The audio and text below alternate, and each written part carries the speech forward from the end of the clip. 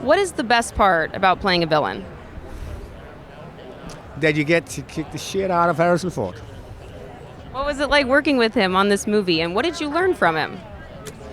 I mean, he's fantastic. He's such a legend, right? The small details he can do. He brings the camera to him. He doesn't reach out for it, and it's just wonderful to watch him work.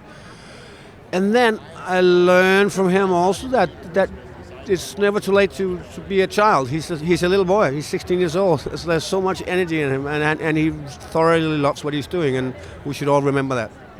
For you, what has it been like stepping into this iconic franchise?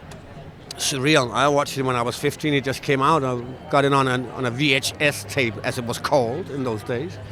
I watched it 5 times with my brother. And yeah, so standing here today, 42 years later, strange. How has being a part of this franchise compared to being a part of the Harry Potter franchise with Fantastic Beasts?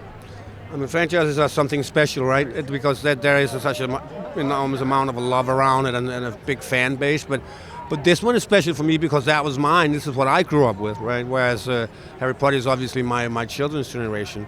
So this one is something I can relate to in a different way. As a fan growing up of the franchise yourself, is there something you're really excited for fans to see in this movie?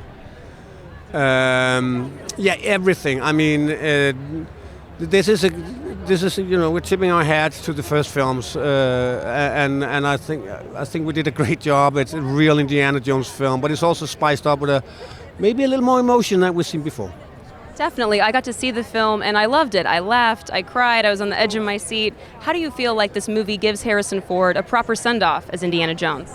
That's the way to do it. It is beautiful, and we didn't want to think about it, obviously. We pushed it ahead of us, but I mean, we were there when he did his last take on his last scene, and just watching him up there being applauded, and just he wanted to leave, just get out of there, but he also wanted to stay there forever.